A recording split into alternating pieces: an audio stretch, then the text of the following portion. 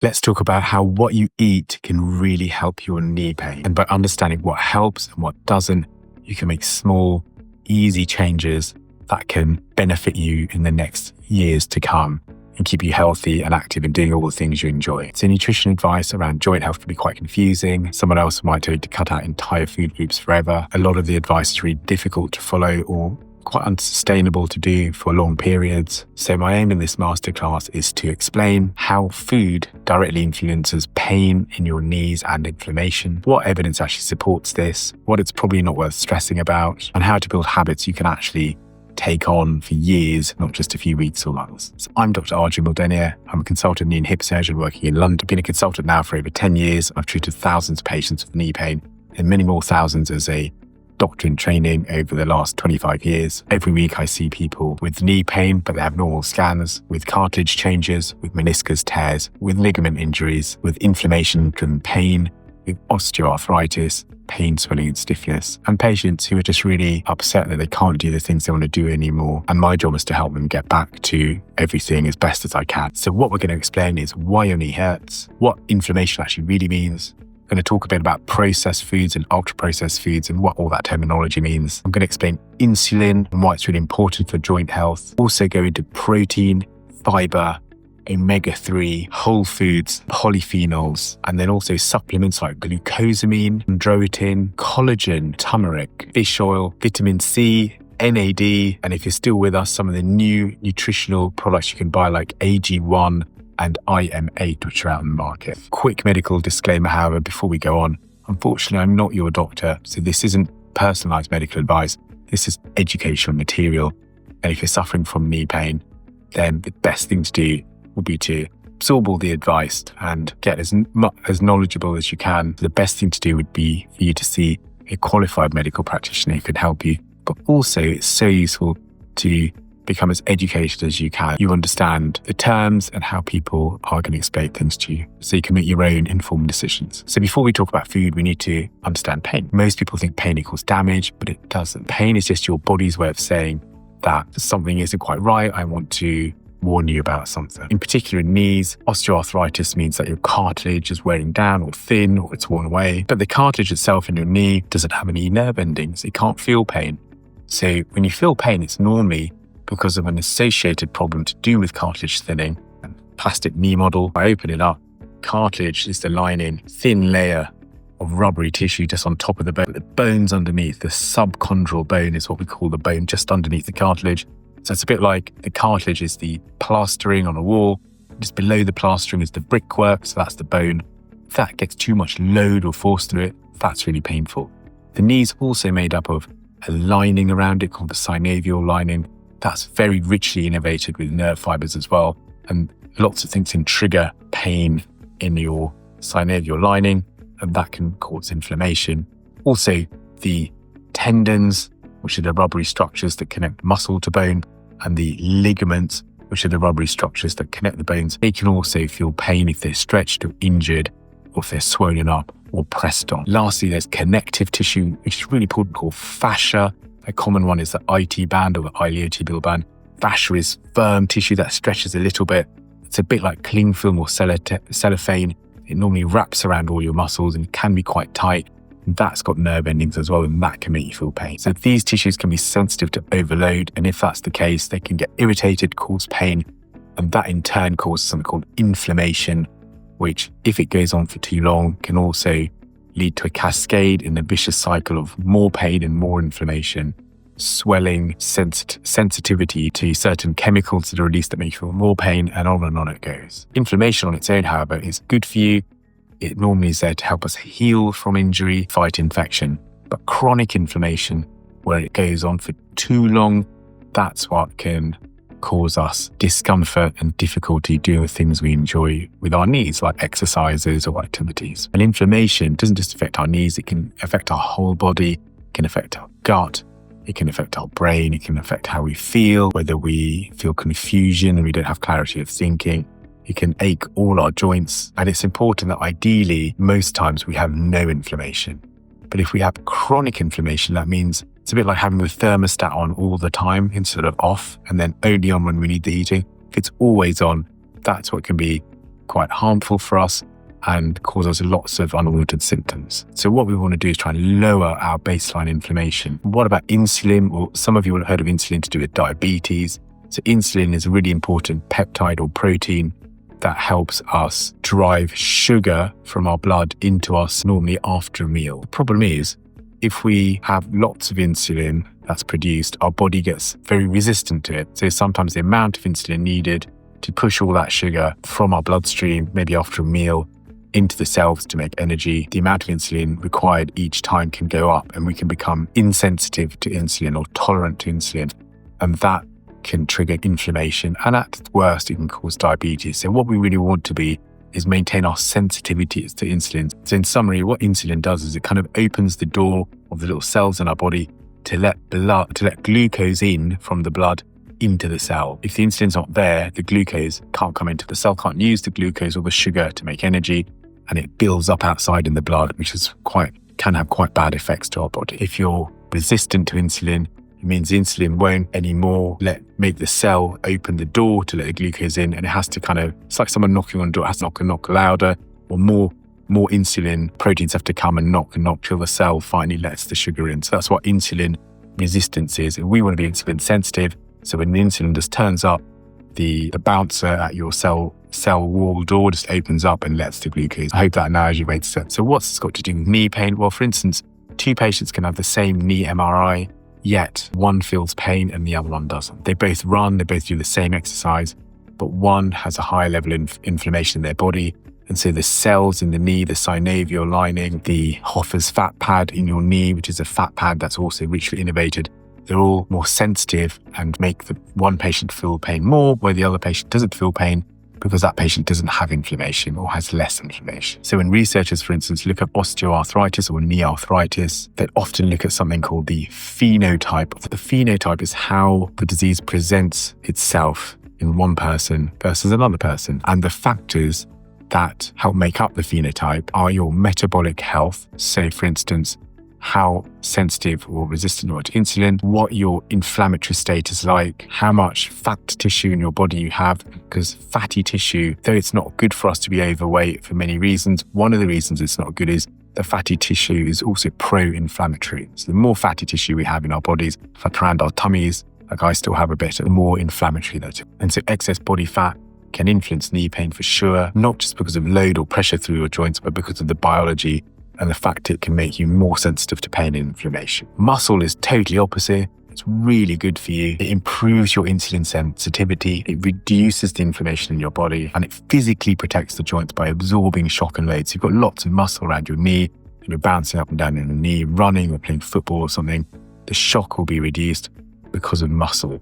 So your weight, I don't feel is that important. It's what you're made out of. So if you're 90 kilos and you're mainly muscle, that's much better than if you're 90 kilos and you've got a high percentage of fat and a low percentage of muscle. And randomized trials and long-term clinical studies have shown that improving muscle mass and insulin sensitivity improves the pain and function of patients with knee osteoarthritis, even those with significant changes in cartilage wear. But we don't want you to have an extreme diet. It's totally unsustainable. So this isn't about cutting out carbohydrates or going fully keto. What you mainly need is a good amount of protein, which we're going to discuss all of this later on, having lots of fiber and whole foods, doing resistance training, having really good sleep, and reducing your stress levels. So let's talk about food. What does processed mean? Well, processed just means the food has been changed in some way from its original form, and it doesn't mean it's bad actually. Processed could be tinned beans, frozen vegetables, yogurt or cheese. It could be bread or olive oil, and none of these things is bad for you. Ultra-processed foods are made in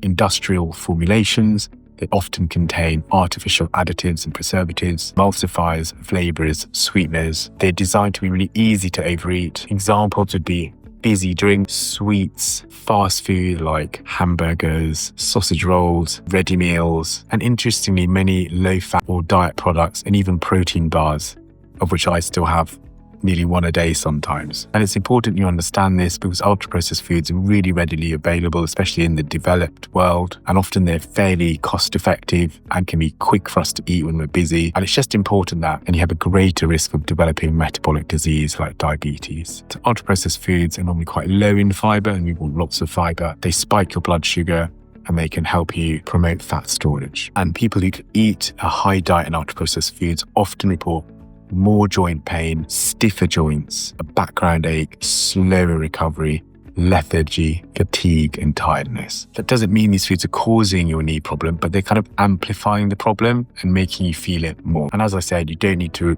remove these foods entirely. I still eat them. You're human, so am I, and food is social and it's pleasure. But just understand what you're putting in your body and try and, as they say, do things in moderation. I think 80% of the time you want to be having food that's really good for you, and 20% of the time you want to let go and enjoy yourself. As a rough rule of thumb. One of the things you can ask yourself is, in your week, how many things you eat come out of a packet or a box? Because those things are processed versus what we call whole foods like potatoes or fruit or pieces of fish or nuts or berries. So those things are whole and are unprocessed. So how much is like that and how much is something that's kind of made in a factory? So now we're going to talk about the most important thing you can eat, which is protein. Isn't just a gym thing. It's not just for bodybuilders. It's for you and for me. Protein is joint protection. And it's so important as you get older. It's as we age, especially for women, but men and women, but more so women, our muscle mass reduces, whether we like it or not. So we've got to keep our protein intake up to reduce how much muscle we lose, to keep our strength, our ability to stand and be independent as we become older adults. The muscle is your knee shock absorber, and a typical type of patient I'll see in clinic is that they get knee pain, they move less, they're not focused on protein, they lose muscle, their pain gets worse. So when the pain first started, it was during activity, but in the end, because of a more sedentary lifestyle and because of retreating, the pain starts to affect them when they're not even doing activity. You get pain at night when you weren't getting pain at night. So when researchers look at protein and knee osteoarthritis, we know it leads to better function, less pain, and better outcome scores. So how much protein do you actually need? So I would normally say you've got to weigh yourself in kilos and aim for about 1.5 grams per kilo of body weight. So in simple terms, if you're 70 kilos, aim for about 130 grams of protein a day. And it's quite hard to get in all that protein. Even I find it hard, but the best thing is to try and space it out every day and have some at breakfast, lunch, and dinner. So what does 30 grams of protein look like? So that can be a palm-sized piece of chicken, so a small piece of chicken or fish, 3 eggs, a whole tin of tuna, or a protein shake. If you're on a plant-based diet, that's still good, though we now know that animal protein is probably better for us, but on a plant-based diet, you can still get lots of other sources of protein for sure. Great sources are lentils, chickpeas, beans, tofu, and protein shakes are fine. I use them to top up. They are processed, but they're convenient and easy to take. It's not cheating, it's a tool. I also use protein bars, which are quite processed. I used to have one a day. I'm trying not to now, but if I'm stuck, I'm working late or I'm operating late, I've got busy clinic, then I'll take a protein bar in my bag to top up my protein level. And if you've got normal kidney function and you're healthy, too much protein isn't bad for you. It's not going to damage your kidneys. So we talked about protein. Let's talk about fiber. Is normally part of a plant and the type of plant sweet that we can't digest. Instead of being absorbed quickly like sugar, fiber travels through the gut more slowly. And here's the important part. Fiber is really good for the good bacteria in your gut, and your gut, or which is called your gut microbiome. These bacteria are really important for reducing inflammation, for improving your immune function, making you more sensitive to insulin, and even reducing the signals of pain. So you're less sensitive to pain signals from pain fibers called nociceptors. The gut is the largest immune organ in your body, which means if your gut environment and the bacteria are healthy enough, they totally support your metabolic health and reduce inflammation in your body. It can reduce joint pain. And this is reversed if you're going to have a very low fiber diet and lots of ultra processed foods. So it's really important you have a high fiber diet and less ultra processed foods. So fiber doesn't cure arthritis, but it reduces the amount of pain and disability you feel if you have osteoarthritis. And how much fiber do you need? You need about 30 grams. And what foods contain fiber? So vegetables, fruit, beans and lentils, chickpeas, whole grains, oats and nuts, and sprouts are really good for you. And in particular, broccoli sprouts, which are quite hard to get, but they're really good for you. You can grow them as a Christmas present. My wife bought me a broccoli sprout growing kit. I'm not sure how I felt about that, but she knows I'm very much practicing what I preach, and I'm really into longevity now, so I'll let you know how growing them and eating them goes. That's because dark green food contains polyphenols. They're incredibly anti-inflammatory and have a really good antioxidant effect. These foods could be spinach and kale, for example, but also other colours are important, like deep purple berries, red peppers, orange squash, bright tomatoes. So colourful food is good.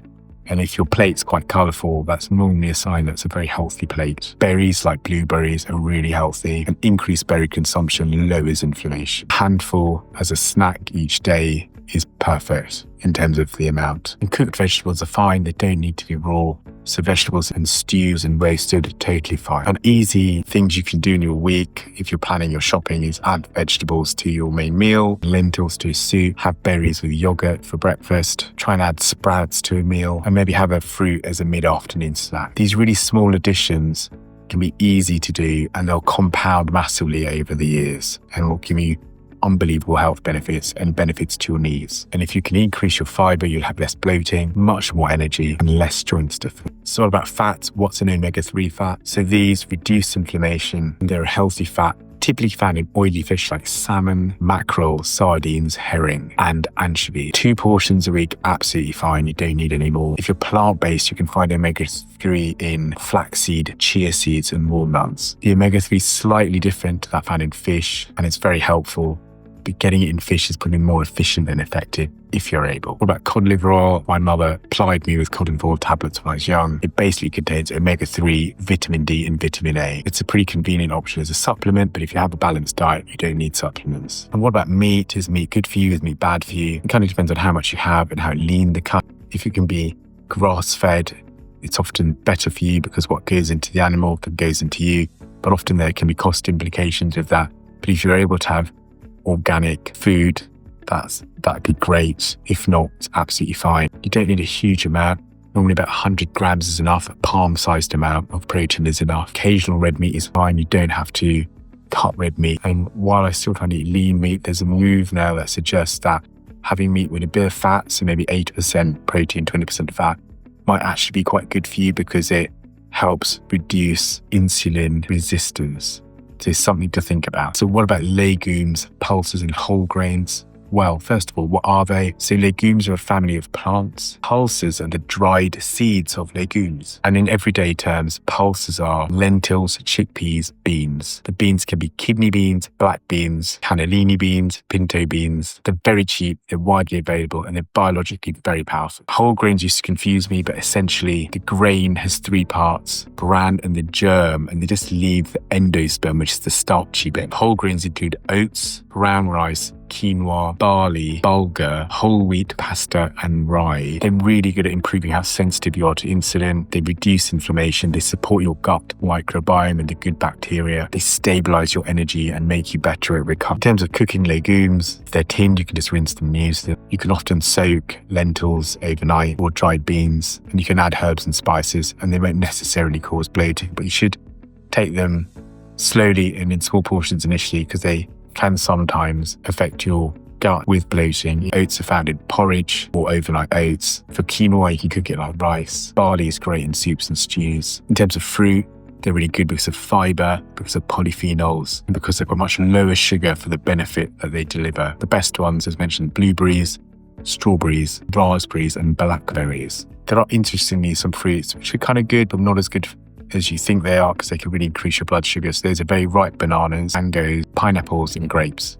Absolutely don't cut them out, but just know relatively the berries are better for you. And fruit juice isn't that useful for you because it takes out all the good stuff of the fruit, like the fibre, and it kind of concentrates the sugar more. So again, it's not bad for you, but the best thing to do is to have the whole fruit or the whole food. And if you can manage it 1 portion a day, absolutely fine. And an easy way might be to have them in a smoothie, add them to yogurt, have them with porridge, have them with a dessert. So what about putting the plate together? What does it actually look like? So if you want to help your knee and your joints, you want some protein on the plate, some fiber-rich carbohydrates, and some healthy fat. So let's give you an example. So we'll talk about breakfast, lunch, and dinner, and I'll give you 2 typical plates that I have.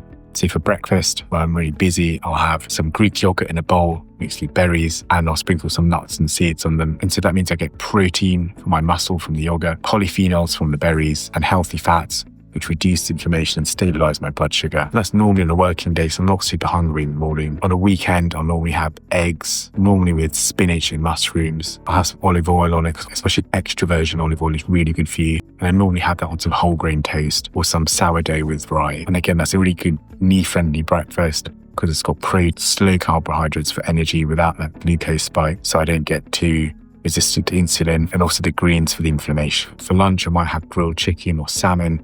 So the salmon has got the omega-3 and the grilled chicken's got protein, so I'm going to alternate. I'll have that with lentils or chickpeas, which I really like. And then again, mixed vegetables and some olive oil dressing. Sometimes if I'm in a good book, my wife will kindly make it for me as well. Normally whole grain bread, some kind of protein filling to fill me up. Normally tuna or egg. And I have salad and fruit on the side. With dinner, we tend to have a lot of salmon, broccoli, some brown rice. On another night, we might have lean red meat like chicken or a nice steak cut if we're feeling when we want to push the boat out. Can have peppers, tomatoes, and some brown rice and some greens. When I'm eating, I'm always hydrating a lot. I've got a big bottle of water, and having lots of water is really good for you. We need to have about 2 to 3 litres a day if we can.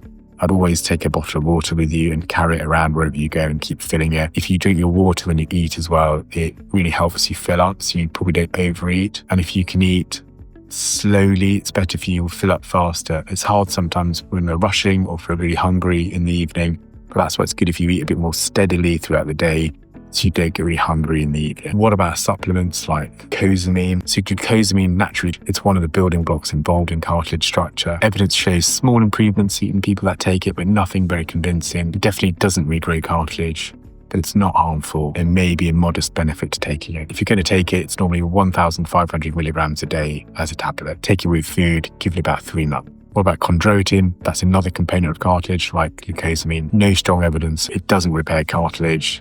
It doesn't reduce progression of osteoarthritis. It may have small benefits if it's taken for about 3 months.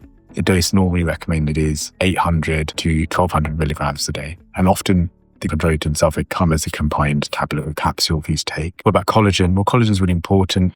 It's an important part of the structure of ligaments and bone and fascia. Your body makes collagen, but that collagen production reduces with age. There are some really good randomized controlled trials which show that collagen peptides can improve pain and function in knee arthritis. The effects are modest, but they can be clinically relevant. So I'd recommend that you choose collagen peptides, and a typical dose is about 10 grams per day. And it's probably best mixed in a drink like tea or yogurt or a smoothie. Vitamin C is really important traditionally to keep us away from getting a cold or a flu, but actually it's really important to make collagen. So you don't need mega doses, but about 500 milligrams a day can really help. What about turmeric, which is a spice? Well, that can be quite helpful. There's something in it called curcumin. That's the active compound in the turmeric that can have anti-inflammatory effects on your knee. A good meta-analysis, which was a big study that looks at lots of other smaller studies and puts the results together, showed that this can potentially reduce pain in knee arthritis and have effects similar to anti-inflammatory medications like fen or naproxen. What you want is to take standardized curcumin extract, normally with a fatty food to help it be absorbed, and you want about 1,000 milligrams a day, split if needed. And cooking with turmeric is healthy,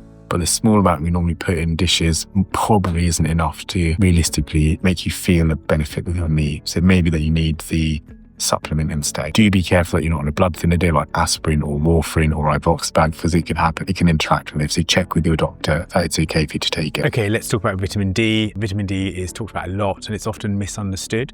So it is a vitamin, but essentially it's more of a hormone. It binds to receptors that are found in your bone, your immune cells, and your nerve tissue. So that means that vitamin D doesn't just affect bone health, it affects all those other tissues as well. Its most important role in muscle is to reduce muscle weakness, to help reduce fatigue, to help improve recovery. And for knees, it matters because muscle is the main protection for your joint. Vitamin D also interacts with the nervous system and affects how you feel pain, or how the nerve fibers that are pain fibers or nociceptors, how sensitive they are to pain. So that's why people with low vitamin D can often have joint aches, fatigue, joint instability, and increased pain. And there have been some good studies and meta-analyses that have shown that if you have a reduced vitamin D level, correcting it can improve their bone health, improve their muscle strength, and improve their overall musculoskeletal resilience. It can't regrow cartilage and it can't cure osteoarthritis, but maintaining your vitamin D levels really helps your musculoskeletal health for sure, and your knee pain. What about what type of vitamin D? So there are two types. There's vitamin D2 and vitamin D3 is the form that your body makes naturally when it gets sunlight. It's better absorbed and it's longer lasting. The blood test to measure vitamin D has a long name.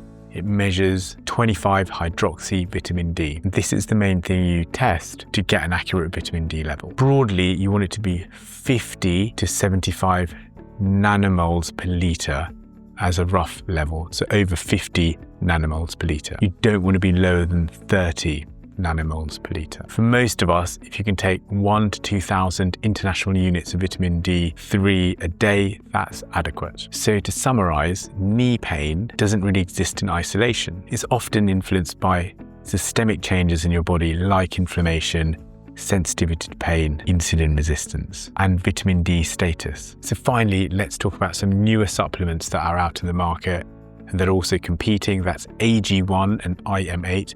They're both powders that you dissolve in water and you take a glass of this drink every morning. They are relatively expensive, but are meant to be fairly healthy, and some of them are promoted by sports stars and athletes.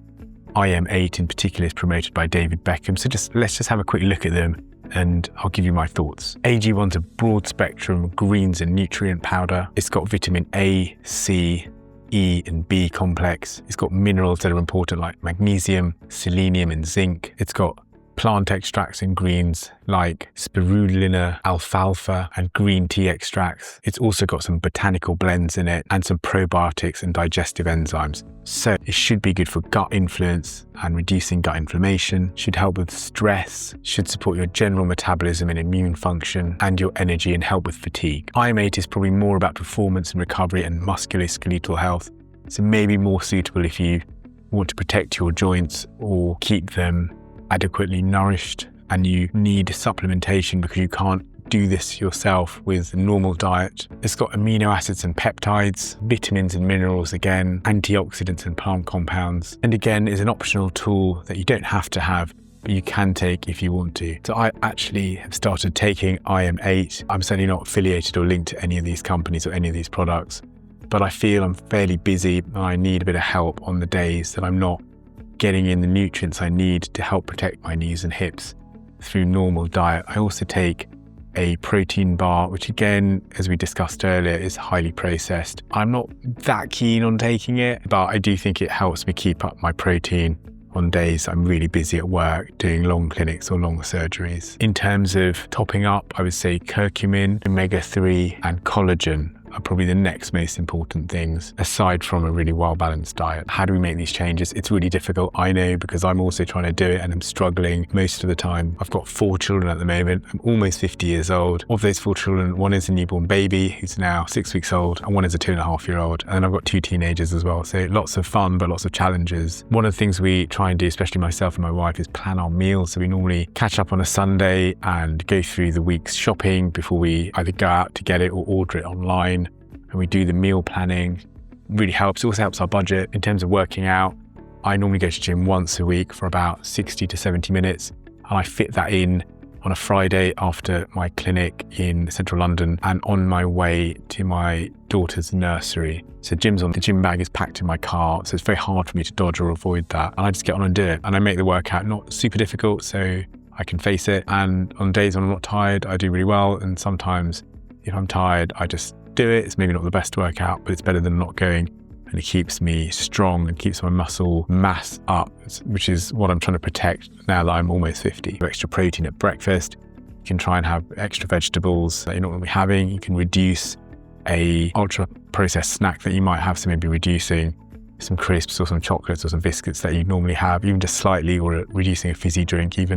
Even a small thing a day will really help. You can try and reduce your alcohol content when you're not going out or when it's not a big occasion. So if it's just a Tuesday night, instead of having that glass of wine, for no particular reason, don't have it. But obviously definitely have it if you are entertaining or if it's someone's birthday or it's a big occasion. If we're going on holiday, it's totally fine to let yourself go. We've just finished Christmas and I have put on, I think 2.5 kilos, just quite a lot of overindulgence, but I'm okay with that. I've allowed for that. I had a really good festive period. You mustn't beat yourself up, and then you just sort of get back into it. So it's just in January now, as you can see, the Christmas tree is still up, but I'm going to slowly get back into my habits. So don't feel guilty if you can't, kind of achieve the targets that you set. Try and set realistic targets and don't beat yourself up.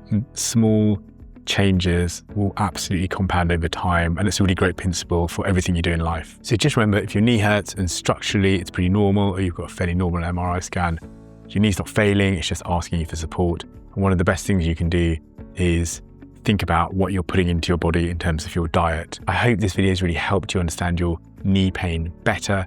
If it has, do consider subscribing to the channel and let me know in the comments below as well what things have worked for you, what you've been struggling with in terms of diet or nutrition or even exercise. And also, just any tips you've got to help myself and the rest of the community and other people out there looking for answers. Thanks, I'll see you in the next video.